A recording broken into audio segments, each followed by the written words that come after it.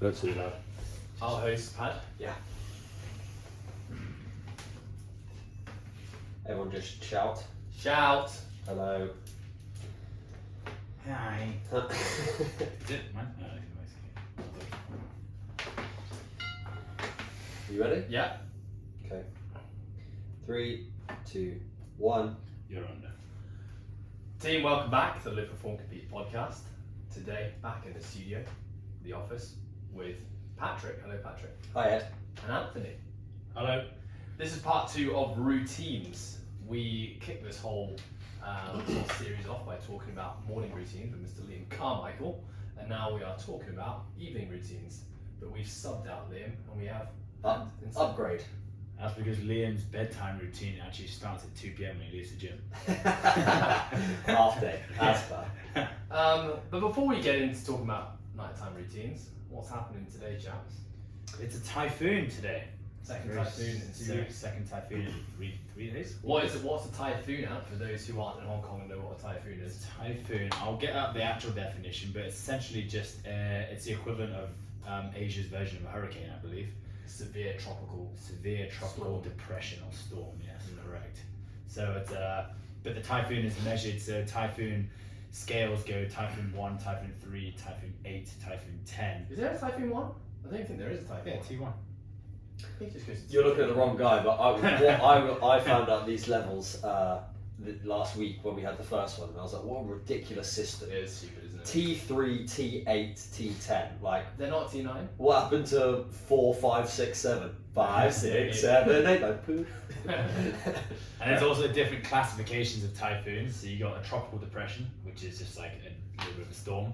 Then there's a tropical storm. Then there's a typhoon. Then there's a super typhoon. But those all refer to The size. That's like the diameter of like how much it covers. But then a typhoon is generally measured upon wind speed. So there's some very strong winds happening. So my Jamie looked this up. yeah, my what do you call it? maybe one day. My tarp on top of my sauna this morning was absolutely shredded because I tied down my sauna last night.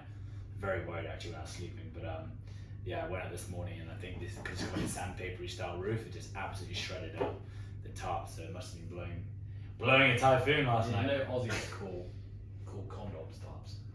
Yeah, I Do did. they? I did. Who's listening? I'm not. Ant's not wrapping a huge condom around her home sauna.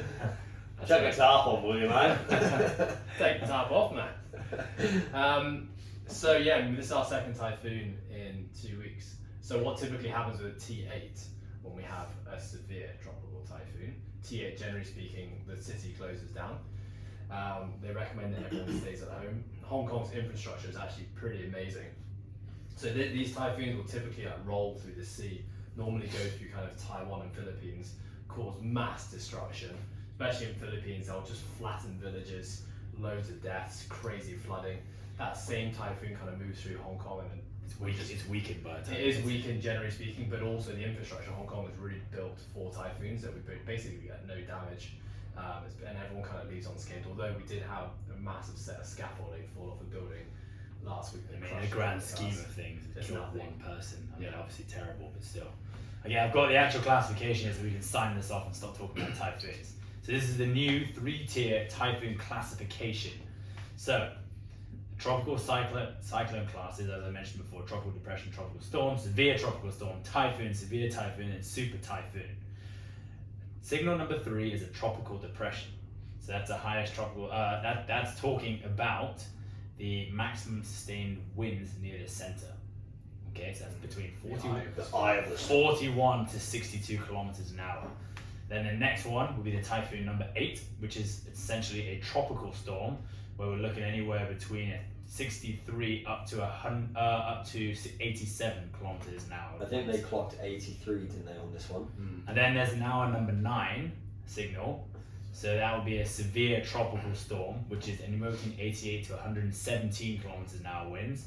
And then the number 10 signal is reserved for typhoon, severe typhoon, and super typhoon. Typhoon being anywhere between 118 to 149 kilometers an hour. Severe typhoon, 150 to 184. And then the super typhoon, I believe we had one of those 2 years ago. No way. Yeah, it was big. 185. Those ones when the completely washed out Hong Kong. Yeah, Wow. that was 185 kilometers an hour or above. I'd have loved to have seen that. Mate, that was actually destruction. Like Oh, that was scary. every single tree had fallen. I remember Victoria Park. If you walk through Victoria Park now, you'll see there's like massive just tree stumps in the ground. Like those huge tree Wiped stumps out. the size of this table, just knocked I over. remember Deepwater Bay Beach was like closed for Yeah. months because Nuts. all the trees got ripped down and then the sand had just been like swept All over back. the golf It was course, crazy, yeah. Yeah, that was nuts. But they always kind of build up the typhoon. And we Yeah. always think like something huge. I've been all day yesterday. I was like, this is going to be a big one. They said it's the biggest one they've had in a while. And it's been pretty average. It's been pretty average. So far. But anyway, so I mean, we as a coaching team, we all came in this morning around. Not 9. all of us. Not all of us. Not all of us. Like, let's see then. Not all of us He came doesn't in. listen to this anyway, so Yeah. fine. The majority of us came in, had a good sesh. We're here recording. We've actually just opened up the gym from 1 till 4 p.m. to our members and said, hey, we're just going to run an open gym. Come in and try and get your session done. Most business, 99% of Hong Kong will be closed right now. But I guess giving them a slot to get something in is better than none. Get the bomb. Get the pump. And Ant will be manning the gym as he does the second session. Yeah, man. Anyway, folks, should we switch gears and talk about Let routines? us begin. I think we should start by just kind of defining what we mean by nighttime routines. And I think what we're really referring to is kind of routines or habits that we've each cultivated in the evening time to fill in the gap as to why we do it. So let me ask you first, Paddy, why do you create nighttime routines and what's the importance of them? In all honesty, it's purely for sleep. Me too. And I've found that if I'm inconsistent with my bedtime and evening routine, then my sleep is more likely to be inconsistent. And I've noticed that when I put more effort into having more of a structure with my evening routines and have more awareness around it, then my sleep is usually, on average, much better. Yeah. And any difference? No, yeah, pretty much the same. It started off because of a performance-based goal, wanting to perform better in the gym. Whereas my lowest hanging fruit, I was already ticking nutrition. I was still training hard already. My mental side was good, but I was definitely lacking in sleep. So how could I improve my sleep? Was same as Paddy. If I can make my sleep more consistent, try and hit 7.5 to 8 hours plus every single night, even on busier nights and busier days, then hopefully that should improve my performance in the gym. Yeah, I'm very much the same as Paddy. It's just, it's routines and processes to allow me to get the best night's sleep possible. Let me ask you first, Paddy, like, are you generally a good sleeper? And if you think back to last, since you've been alive, have you generally slept well? Was it something you struggled with? I don't know, I think like when I was like 18 and younger, didn't really have much awareness around it. Like, I don't think at that time there was much around the importance of sleep, specifically in terms of sport and recovery. I think maybe it was like people were aware about it, but it wasn't as honed in and as much as everyone talks about it now. So I probably didn't. I think I slept pretty well. Did your parents enforce like good sleep patterns? Like, did you have to be in bed at a certain time? Did they recommend you well, or did you stay up late? Yeah, and I didn't have a laptop until I was 17. I'm pretty sure I was allowed my phone with me at bed, but didn't really text that much. Is that when you just sit on phone calls with your girlfriend in complete silence? You ever do that? Just sit there in silence on the home phone. Yeah, for Parents say, get off the phone! No, I'm on a call! Yeah, Leave me alone! 3 hours long. I'll always pick up the second phone to listen in your conversation. Put the phone I down. love you so much. I love you more. Alright, well, Ant, what about you? Have you always been a good sleeper? I think I have the what people would probably deem in a bit of an Asian gene, where you can kind of sleep anywhere. Definitely didn't get that one. Yeah. I think you sleep that well. I sleep pretty well. I know this kind of sounds counterintuitive to me, trying to be as intuitive as possible with sleep and trying to be on top of it as much as possible, but I don't let it affect me. Although I register the fact that sometimes I may have had a bad night's sleep, I really try not to let it affect me. Whereas, other people wake up and be like, oh, I only got 6 hours, like, oh, that was terrible, I was tossing and turning all night, or like moaning and groaning about it. I really try and just be like, it's happened, it wasn't great, I'll make up for it the next night. Yeah, it's a perception of stress. Yeah, correct. But I think generally I am a pretty good sleeper. I use the Aura Ring, and I do look at it every day. But again, it's just like I take it with a pinch of salt. A lot of the time it does tell me I'm a pretty light sleeper. And especially the last few nights I've definitely felt that, because I've been having to sleep in the living room because my aircon in my bedroom is broken and still hasn't been fixed. So there's a bit more light coming through, and I can feel myself being a bit more light in my sleep. But I feel okay. I'm still managing to get 7.5 plus hours, even though that's the case. I just make sure I move my bed out into the living room a bit earlier and go to bed an hour before I would normally. So hopefully, even if it's light sleep, I get more sleep. I've literally drafted an Instagram post I'm going to post tonight about the not letting a bad sleep or letting data dictate your perception of your sleep, and letting it affect your mood for the day, which is in the last sort of 6 months or so. Since basically coming out here, I like, just like you talked about, I'll be like, oh, I only slept 6 hours. My day is then fucked. Like, I'm not gonna be able to, my training's gonna be rubbish, my appetite's gonna be huge, I'm not gonna be able to concentrate, all these things, when actually, like we've talked about, you and I have talked about before, like actually, it's really not as bad as you think it is, and you can just power through. Like, it doesn't make that much of a difference. Obviously, if you had like 3 or 4 hours sleep, you're probably going to be feeling like you've got a hangover or something like that. But if it's 6 or 7 hours versus the 7.5 or 8, the difference is going to be minimal in terms of the impact on your day usually. Yeah, It's when people compound it day after day. when you get consecutive poor night's sleep. I think I was the example that you gave there, which is like you didn't let a bad night's sleep affect you. I was definitely that person for a really long time. Same. I've also like gotten really into sleep data over the years as well. So I remember the Jawbone wristband. I think that was like the first like strap onto your wrist tracker. I got really obsessive with that for about 2 years, and would like almost govern my life off the Jawbone tracker. And then obviously bought the Whoop, got into the Whoop. But I think I don't regret going through those phases, because I learned a lot about sleep, and I learned a lot about the impact of things like routines, supplementation, like exposure to daylight, and how that would affect my sleep. But now I'm definitely much more, don't like the sleep data, because I got a little bit too obsessive compulsive about it.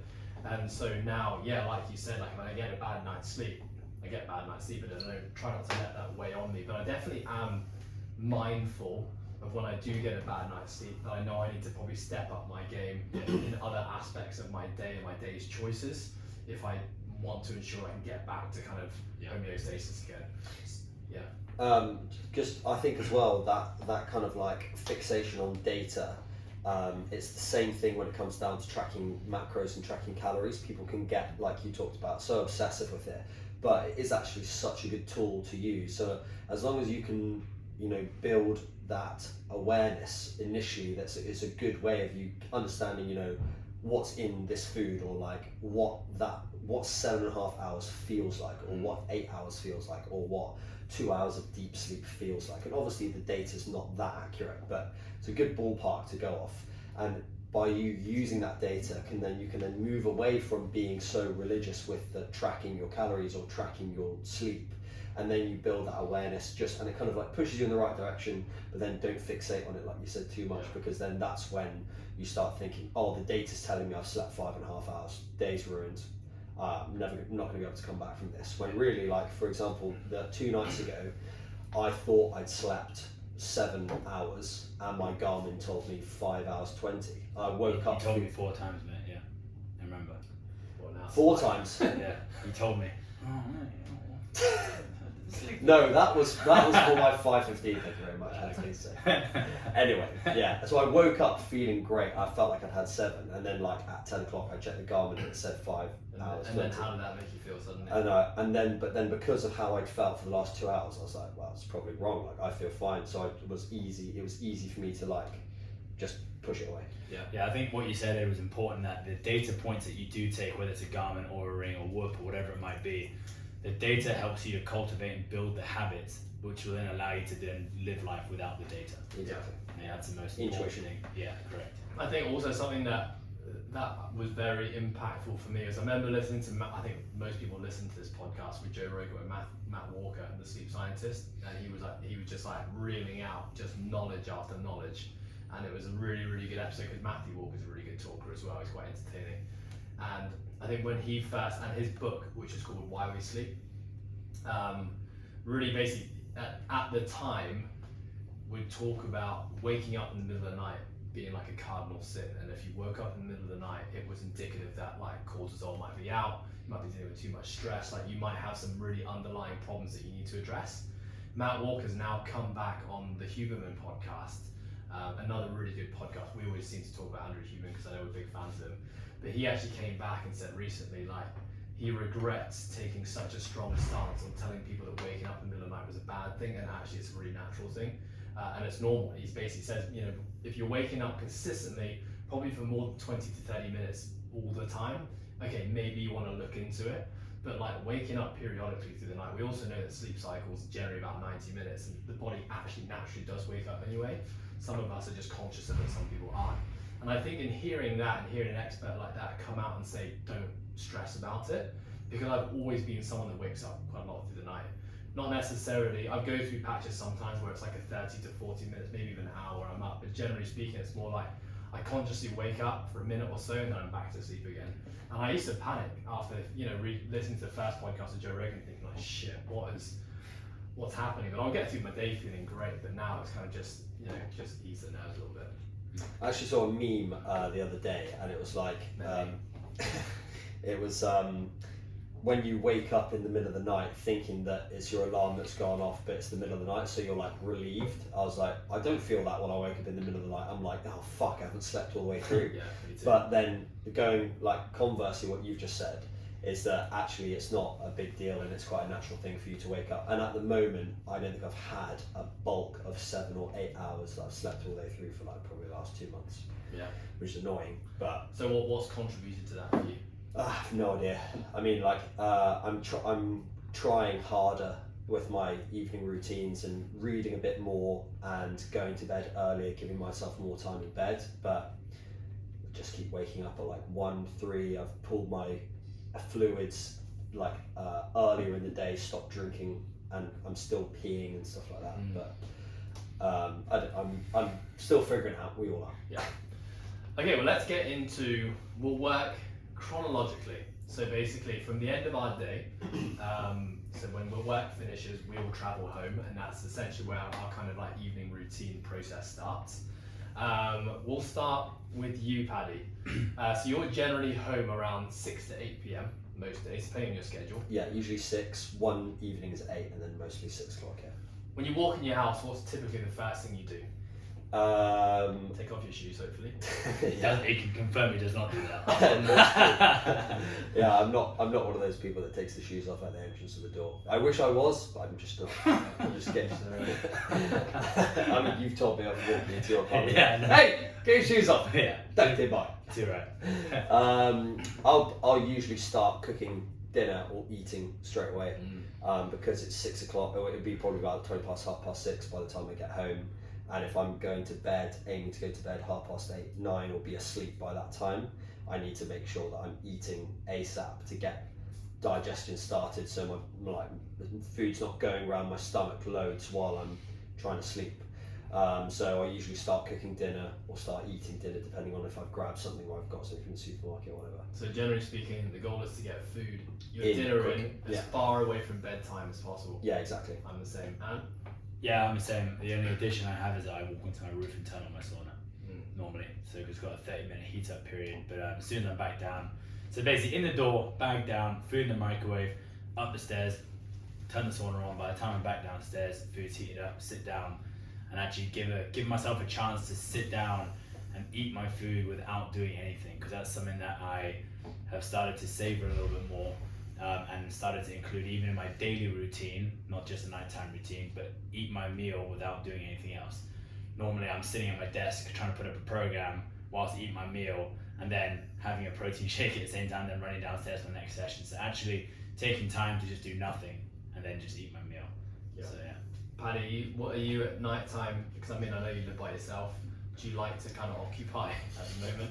Do you like to occupy your dinner time with like taking in videos, Instagram? What do you typically do? Yeah, I usually watch TV, but you know what? That's honestly one of my favourite things to do, is to watch TV and eat. Like that's something. This is why. He's a simple creature. And this is why my rig has been up and down since I've been about 12. Because like I love to, like, it started when I was like at school. My favorite, I would love just getting home from school, get The Simpsons on the TV, 6 o'clock BBC Two back in the UK, classic, and then would smash like a pre-dinner meal. So it'd be like some crisps and a sandwich or something, or like some biscuits and just not selling myself here as a health and fitness coach. Anyway, like, so it started from then, and that's kind of like a habit that I just enjoy eating and watching TV. So, and yeah, I probably eat a little bit too fast, and yeah, I probably need to develop a little bit more awareness, but I do enjoy sitting down. That's like my time to chill out.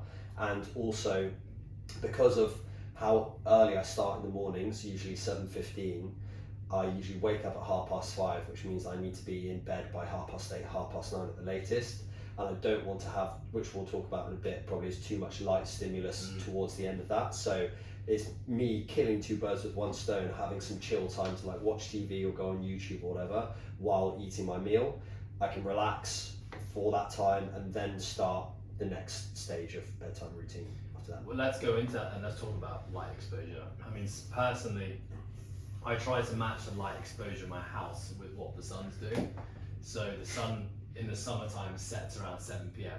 So I try to, honestly, if I lived by myself, I would just switch all the lights off and just be in total darkness for the remainder of the night. You'd be in bed at 7. You'd be in bed at 7 p.m. right anyway. Do your tow cars. Exactly. But definitely in a shower. Continuing from where I left off. So what I do consciously think about is I shut down all of our like ceiling lights, and we basically turn on all like the low angle lights. So we've got like this little salt lamp, good for allergies. Yeah, very good for diseases. Yeah, very good. Salt lamp, and we've got. Is that a joke or is that serious? Yeah, it's a bit of a joke. I was told to buy one because it was good for allergies, because that's what Tammy said, and I bought one. Allergies didn't get better. Researched it. They got worse. Nothing to do with salt lamp. But anyway, looks nice. it does look nice, and it gives a nice warm glow. So essentially, yeah, try to get all the top ceiling lights off, low lamps, and we've actually got these Ikea light bulbs. They're amazing. You basically it links up to your phone, and you can create different themes. You can control all the brightness, the types of color that light bulbs release just from your phone. Yeah, sick. And so all of our lights in our house now are matched like that. You can create timers. You can create themes. Might go to Ikea this afternoon. Yeah, it's really good, it's actually connected with just the light bulb. It's got nothing to do with the connection system. Is it Wi-Fi powered or? You get like a little router that links up with your Wi-Fi. Oh, nice. It's really good. So just consciously think about it. And obviously now that it's getting a little bit cooler, moving in towards autumn, the sun is setting an hour earlier, and so I've actually consciously brought our lights down in the house an hour earlier than I was in the summertime. Are you guys doing anything? I know, Paddy, you are. And I feel like you love a really bright light at home. My lights are quite bright anyway. Yeah. But normally in the evenings I'll be in the little office, which I don't put the light on. I just have it looks like a gas lamp is what it looks like, but I just have that on. It's behind my laptop screen, so it doesn't glare into my eyes. And I'll generally wear my UV block, the blue light blockers, when I'm working at night time. But I hate bedroom lights on. That is like, I don't mind living room lights, but like every time Tammy turns a bedroom light on, I'm like, I could get it off, and it's burning my eyeballs. I feel like it's like one of these lights of like a spotlight almost. It burns my eyes. But otherwise, yeah, we don't actually have many options in our house. It's either one massive one in the middle, or it's like a bright one that goes around the outside. So it would either be turn them all on, or you just got the little salt lamp in the corner, which is basically walking in darkness. Yeah, without getting too geeky, let's just quickly talk about the benefits. Paddy, I know you like to talk about this one. Yeah. Of actually having low angle light. Give us a quick rundown. Yeah, so it's essentially like mimicking sunlight, and obviously the lux or the measurement of light is much less with artificial light than it is with sunlight, but it's still essentially tricking your body or telling your body through the stimulus from the site that it's still, sun is up, your cortisol still needs to be at this level, and we don't need our melatonin to be coming through yet. So essentially, you're delaying that feeling of sleepiness because you've got all this light stimulus. So then, by having a lower amount of light exposure through the eye and having it at a lower level, it's more like the sun is setting, which is then telling your sight, then therefore telling your brain it's closer to bedtime. The sun's about to set, even though it might have already set outside. It's telling you it's time for that melatonin to start creeping up. It's time to go to bed. Also, something to think about for those of you who sit and like work on a laptop or on a phone at night time. Setting your laptop or phone at a lower angle relative to setting at a high angle can also help induce melatonin release in sleep, because when we look down, our eyelids are half closed, and that can actually trigger sleep symptoms. When we look up towards a screen or a light, it actually triggers a wakefulness. So another little trick that people can think about. Yeah, nice. Okay, let's talk about electronic and light cutoff times, because we all have here a certain time where we like to shut things down. Paddy, let's start with you. When do you cut off electronics? Well, I don't really cut off electronics. TV? TV, yeah. So I cut off TV at usually about 7:30, 8 o'clock, and that's when I'll have a shower and then start reading. So it will obviously depend on what my work schedule is the next day, but usually for the majority of the time I'm starting at 7:30, which means a 5:30 wake up. Sorry, starting at 7:15, so a 5:30 wake up. So I want to be asleep at the very latest 9:30, which will give me 8 hours. Ideally, I want to be in bed by 8:30. So usually that'll start at 7, 7:30, where the TV's off, have a hot shower, turn all the top lights off, put a lamp on, and then start reading on the sofa. So you're in bed about 8:30, try to get the television off around 7:38, lights are down. Yeah. Before that anyway. Yeah, so I'll still so I always listen to something when I'm sleeping, and I use my phone to meditate when I'm in bed, and I'll send a couple of texts like just before I go to sleep, whatever. But that's the amount of light exposure is much shorter, so I'm probably like 1 minute on a screen and then back off again, as opposed to it being like a big TV screen with lots of light. So TV screen's off by 7:30, 7 o'clock usually. And you mentioned blue light blockers. Yeah. I've got a set of blue light blockers that I try to whack on around 6:30. I'm definitely not religious with it. I've started I've gone in and out of the habit. Yeah. I'll read an article where it says blue light blockers don't do shit. Yeah. And then I'll read another article where it said they're worth investing in. So I just generally turn the brightness of my screen down, honestly, Actually, it's a good point. Actually, the Mac does have that nighttime mode where it basically reduces the lux, I think. Yeah. And your phone. And your phone, yeah. So make sure you have that activated if you have one of those. Yeah. Paddy, do you have blue light blockers? I don't. I was actually going to ask if either of you noticed different. Not nothing. I don't know if Honestly, I noticed the difference. I don't really have a cut off with electronics, if I'm honest with you. I could be watching something and go to bed the next Yeah, day. you sometimes actually watch stuff as you go to bed. Yeah. You used to have a TV in your bedroom. Yeah, it really doesn't bother me. I honestly don't think it affects me that much. I mean, of course, everyone could say there would be an effect of some sort, but I've used my data points and it hasn't made a difference at all. Of course, if it's something that is like, if I'm watching like a CrossFit Games documentary the day before, I'm about to hit a CrossFit Open workout, it might be different. Heart rate's going to be up. Yeah, exactly. It's a little bit different, but generally I wouldn't watch that sort of thing before bed. I watch things that are just kind of easy to watch. Sometimes I watch like a rugby highlight. I know exactly what you were. Or Indian men in the forest building a little wood hut at 5 a.m. with his hands out of mud. Yeah. They're so good. I saw an amazing underground one the other day. Yeah. I don't even know how I got on my TV. It just YouTube just kept playing after a while. It was like 5 p.m. in the afternoon. He built this unbelievable one. He fished a crocodile out of the water and brought it into his little pool. It was amazing. Wow. Yeah. I watched some guy make a knife from scratch. That was I like those ones. That was so good. They find him in the rubbish dump and they bring it back and they Yeah. make him look sexy. I've been watching a lot of like guy gets dropped off on a deserted island by himself with a knife, and like it shows him catching and surviving. Yeah. It's that you love that Australian bloke that Yeah, lives out on the boat. Yeah. Brody. Yeah, Yeah, that's it's good. awesome. But then because I watch him so much, all my recommended videos are just other people like him fishing and living on islands. So Yeah. I just get wrapped, get stuck in that rabbit hole for ages. I think I want to go down that rabbit hole. It's so good. Quite wholesome. So good. Okay, cool. Yeah. So I think for me, I have to be, and so I started this routine about a month ago, and it's like this is the best month I think I've collectively slept in the last 10 years. I'll say that with confidence. And so, you know, very religiously, 7:45, phone goes away, electronics away. There's no screens on the house. The lights are really dim, and essentially lights kind of go out around 8 p.m. And then it's just like I start my we'll probably talk about this next, but then I'll start my real kind of sleep routine. But having stuck to that 6 days a week, I'm in bed at 8:15, 8:30, and I'm sleeping pretty solidly for 8 to 9 hours every night. And it's just been a really good reminder that, you know, and I would not say that I've ever really been a good sleeper. I typically just overthink everything, very active mind.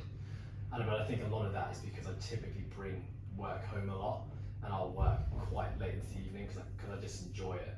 And this, you know, when your brain's just racing, it becomes very, very hard to switch off. So I think for me, just the more strict I can be with getting the phone away, the more I can maintain a daily meditation practice, which is just kind of like training a skill of being able to just be present. And then mouth taking, which we'll talk about a little bit later. But those three things right now have been massive contributors, and my sleep has never been better. And obviously, as a knock-on effect, my training feels amazing at the moment. My body feels great. I feel very energized with work throughout the day. Just generally just feel really good and really happy. So it's kind of a non-negotiable for me. I'll be interested to see how long I can sustain the 7:45 p.m. bedtime. Until Cammy gets fed up with it. She's already fed up with it. Non-negotiable. To be fair, pretty much every night though I go to bed quite a bit before that. Yeah. So, you know, it's only a matter of time. You're going to be sleeping in separate rooms. Looking forward. You're lucky she doesn't listen to these yet. Yeah. How about showers? Chaps, when are you doing that? When you have your shower? Paddy, you maybe don't shower based on the fact you walk around your house with your shoes off. Dirty socks as well. Yeah, probably sleeps with his shoes on as well. Just hugging his skateboard. I've been able to use my skateboard for a while. It's been out of action. Yeah, so I will have a shower after my TV cut-off time, and it'll be a hot shower, and that will be the start of then when it's start to get sleepy bye-byes. Reason for hot showers? So again, manipulating temperature. So having which was always something that I thought, and we thought prior to Matthew Walker's Why We Sleep, is that I always thought I want to be cold, which you do want to be cold when you're sleeping, but by actually having a hot shower, you're essentially moving your body out of its level of homeostasis. Your skin temperature starts to increase, and then your body will in turn do whatever it needs to be able to lower that core temperature. So although initially you'll be warmer, after you've come out of the shower, your body then starts to do its processes, you know, you might sweat a small amount, those kinds of things that allow your body to bring its core temperature down as well as the skin surface temperature down, which then aids the release of melatonin, and when we sleep our core temperature drops much lower than we do during the day, so it's kind of recreating that by initially going a lot hotter. Your body's core temperature then drops after that, which then helps with sleep. Yeah, I think basic way to think about it is as the day progresses and the sun is rising, our core temperature is increasing. As the sun starts to drop and we start to prepare for sleep, our core temperature decreases. And our core temperature is at its lowest about 2 hours before our waking time. And so these are all just basic strategies that we use. We talked about cold showers in the morning and why that was a good thing to increase core temperature for the day. And we're talking about now hot showers in the evening to decrease core temperature for sleep. I do exactly the same as you, Paddy, but Ant, I know you have a pretty different routine here because you've obviously got the recovery suite upstairs. Yeah, so I basically do what you guys just said there about bringing the body temperature up through the shower, and then it comes down naturally, and I basically do that in a forced way by going to a sauna first for 20 to 30 minutes. That's nothing hotter than 65 degrees Celsius, that is, because it's an infrared sauna. Once I've done that, I mean, I'm sweating buckets, and I'm like... I did it for 20 minutes a day, I was dying. Yeah, it's actually quite hard because it's quite a small sauna as well. So as soon as I've done that, then I hop into the ice bath for 10 minutes, which brings my temperature right back down. Now, when I go into the ice bath, I think something to bear in mind here is that a lot of the time when people would go into an ice bath, if they tried it for the first time before bed, they're going to find that they're shivering. and they're like stressed and they're clenching their jaw and their like fists are tight, and suddenly they get out of the ice bath, they're like, the last thing I want to do is sleep. Yeah, it creates a stress response. Yeah, so initially I didn't use the ice bath for sleep. I used it as like recovery stuff, and I basically got used to it first. So now I can sit in there for 10-15 minutes quite comfortably without shivering. And if I do find that I'm getting to the point of shivering, I quickly get myself out of it before bed, because I don't want to get to this stage where like my body's starting to release adrenaline because I'm shivering. So I'll get out. So generally that's anywhere between 8 to 12 minutes. I'll hop out, I'll go downstairs, and it will be a hot shower, but it'll be a very quick and short one. So Can I just ask, when you get out the ice bath Yeah. for 8 to 12 minutes, are you cold? No. How do you feel? I don't feel cold. Are you relaxed when you're in the ice bath? Yeah, so I'll generally do my ice bath. You know, if Tammy's there, like sometimes we will have like maybe a little bit of conversation. It's just silent. We're both of us just in the ice bath. Or if I'm by myself, I'll put on just like some quiet music or do some breathing drills when I'm in it, and that's it. I don't do anything else. When I get out, I feel it's a little bit chilly if the wind's going, but otherwise I'm pretty much, I just put a towel on and walk straight downstairs, still dripping wet. Go straight into the shower. It's a hot shower for probably like a minute and a half tops. And you're just doing that to just bring you back up to a... Just to wash myself to start. But then secondly, just to bring myself to a comfortable state. So I'm not, if I am a little bit shivery, it brings me back to normal state, but my body internally and like my core temperature feels cold. And I feel most comfortable when I'm cold. Yeah. So then after that, it's a quick brush to the teeth, maybe a quick drink of water, then I'm in the bedroom, which has been cold from probably the second I walked into the house. I flip the aircon on, keep the lights off in there, turn the fan on, close the curtains. So basically, as soon as I'm into my bedroom later on, it's just sleep, nothing else. Have you tried sauna, ice sauna? Yes, but not at night time. How can I ask, how long did it take you to be able to start relaxing in an ice bath at night time? Because I remember when you first got your ice bath, Yeah. we did a few sessions, like we were both definitely more of a stress response. Yeah. Because we couldn't really tolerate, we hadn't been used to it. But how long did it take for it to actually be something that relaxed you at night time? Yeah, probably like a week and a half. I definitely started with shorter exposure to it, anywhere between like 2 to 4 minutes, 2 to 5 minutes. And then it started going a little bit longer. I remember I was like celebrating when I hit my first 10 minutes. But then after that, honestly, I feel like even if I get past the 5-minute mark at any point in the day, if I've done my breathing drills and I've just relaxed and I've switched off from actually thinking about the cold, then it's actually quite a comfortable thing to do. I'm just sitting there relaxing, just looking up at the night sky. Yeah. It's pretty cool. I cool. really do want to get one Gel. one day. Okay, so I guess where we're all at chronologically in our day is this is now probably the moment before we start thinking about bedtime. Paddy, what does that ritual look like for you? So I noticed when I started reading before bed. It's actually the reason why I started reading was to help me to make me sleepy before bed, because I think I don't know when Matthew Walker the Why We Sleep book came out, but I think I was like 21, 22 or something like that. Anyway, that's when I started trying to look into my sleep a little bit more, and I was like, and they were talking about the blue light exposure, and I was like, okay, right, let's try reading before bed then instead of being on the phone. So tried that and noticed a big difference in my sleep. I was taking ZMAs as well before bed, and I was sleeping like 8 or 9 hours solid. It was unbelievable. So I was like, that works an absolute treat for me. So pretty much, obviously it will come and go, and you lose and pick up the routines with life and whatever. But ever since I've been about 22, most evenings, maybe a little bit older than that, I've been reading before bed. Fiction? Usually non-fiction, actually.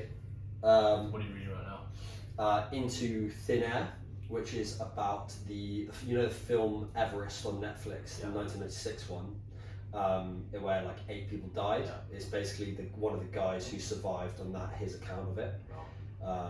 Like I've heard it's been recommended to me by a lot of people.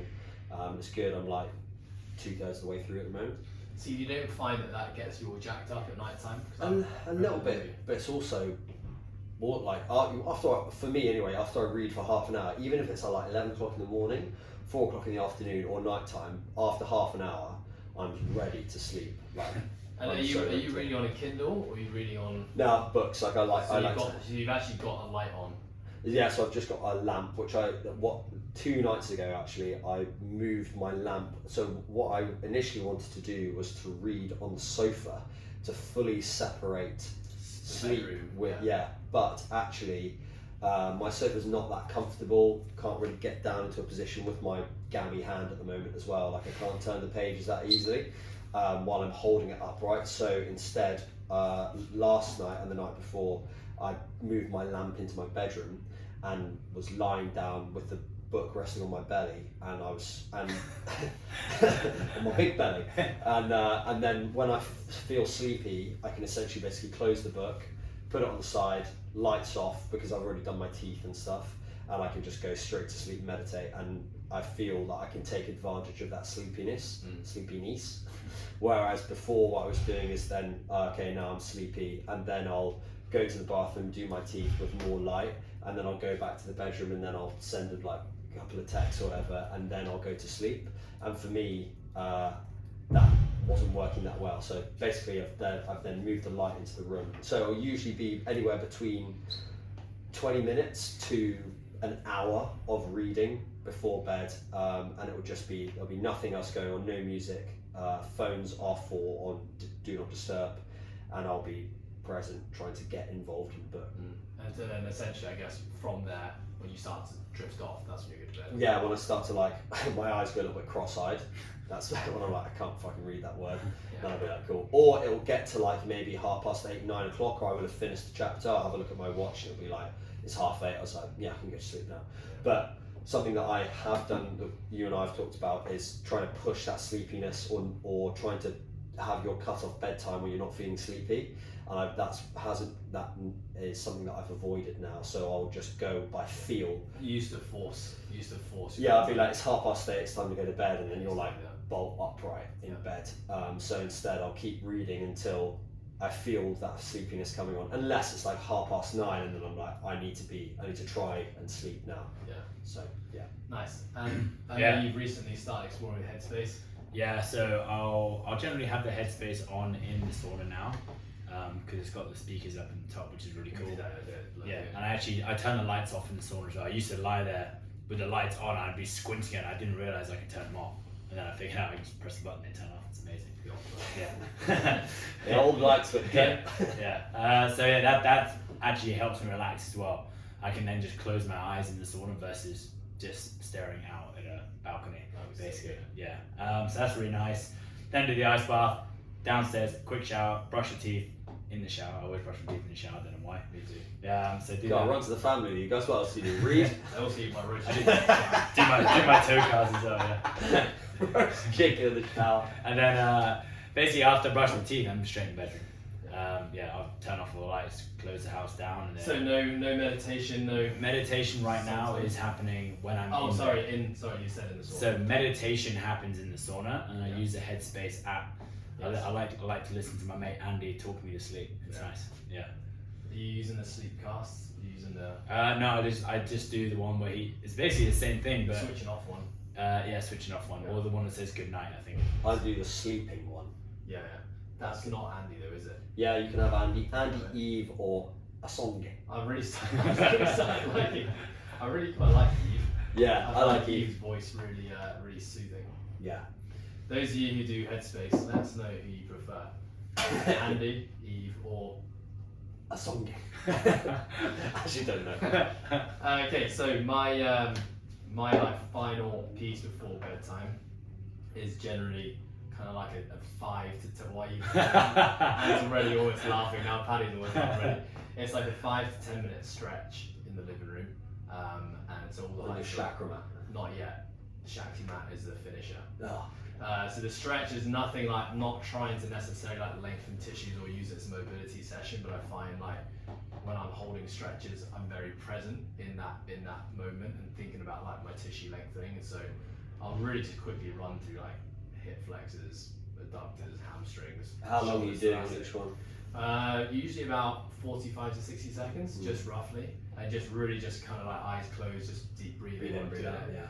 And then I get the Shaktimat out, and now it's basically lying the Shaktimat like you to the point where I feel okay, now it's time for bed. Sometimes that's 3 minutes, sometimes that's 15 minutes. You want to tell people what a Shaktimat is? Yeah, so Shaktimat is And it originated in It's a India. modern day torture I device. guess so, yeah. It's like a foam mat, but I kind of look at it and always think it looks like the bottom of a golf shoe.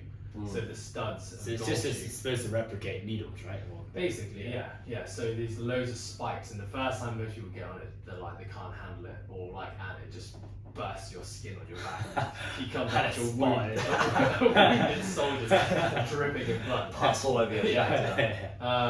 So yeah, basically the concept is it's like a bit of myofascial release, but also like the pricks in the back are sending blood flow.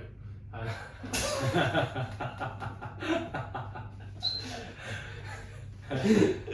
just keep thinking like I keep thinking about bondage.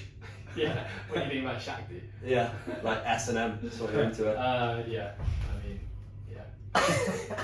so I basically lie on that, and I usually prop my legs up on like the sofa, so my back is on the floor, and that is like for me just the final like good night. And the last couple of weeks I've only had to be on there for like 5-6 minutes, and I really just feel myself like drifting to sleep, and then I'll just basically painfully roll off the mat. That's the hardest thing, is actually getting off the Shaktimat, because you've got to roll off on one side and like you put loads of weight through it, and then I'll just like you know when you sometimes wake up in the middle of the night for a pee and you deliberately don't want to open your eyes because you want to just trick yourself into feeling tired. Yeah. That's literally what I do every night when I get off a Shaktimat.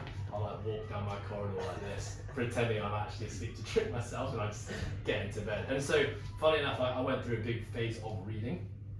And I've started reading like actual books, but I found the light that I had to use was actually keeping me up, and I felt like it wasn't actually helping me drift off, because I was going through like dark nighttime routine, but then switching this light on to read. So then I moved to a Kindle, and I turned the brightness quite low on a Kindle, and all my lights are off. I can still read.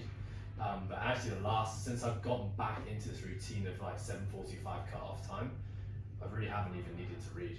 So I've actually almost stopped reading my fiction books and just kind of gone straight from the Shaktimat and straight to bed, and I'm pretty much asleep within 5 minutes or so. One other thing I'm doing this month is I'm experimenting with mouth taping again. Just as if anyone's read Sorry. Yeah, I was going to say, if anyone's read James Ness's book Breath, he talks all about mouth taping. The basic idea is to really promote nasal breathing and to stop you breathing through your mouth. And it's been, I think, just the combination of the 7:45 cutoff, daily meditation, and mouth taping has been like, as I said, those three things have contributed to the best sleep I think I've ever had in my life. So at what time is Cami allowed to speak her last word to you? Generally before I get the Shaktimat. No, she gets the mouth taping as well. Yeah. All the way around Do the head. not speak. Did you try those nasal strips? Yeah, I did. So actually, the first time I tried in the it, rubbish bin, thanks. no, first time I tried it, I actually did it was a day you fell off the Did a waterfall. workout, yeah. It was a day you fell off the waterfall, because Ant called me when I saw my phone ring. I was like, fuck's sake, I have to speak to my mouth here and ruin my nasal breathing session. That's why I didn't pick up the first time. And I thought if he calls again, it's probably something urgent, so I picked up the second time. But yeah, I put that nasal strip on, and it was actually fucking amazing. It's really good. It was like actually quite surprising. Like the air was like hitting my brain almost like really hard, and I was like, fuck, I don't even know if I'm ready for this. Yeah. You know what? It's the amount of it just, and as well after you've kept it on for like 2 minutes, like your whole nasal passage just opened up completely. Yeah. It's like it is. Hook me up, bruh. It's really good. Yeah, you do. Honestly, like it's banging. If you get some, I'll jump in and get a big order as well. But it was it's pretty amazing actually. Just the difference. I still haven't. I know I've said I still haven't done the mouth taping with the nasal strip, so I need to get on that. No, I haven't experimented at night yet. I just use it for sessions. Okay. Okay, I think I saw a pro rugby player wearing one the other day. Robbie Fowler. Martin Corey. Same Corey.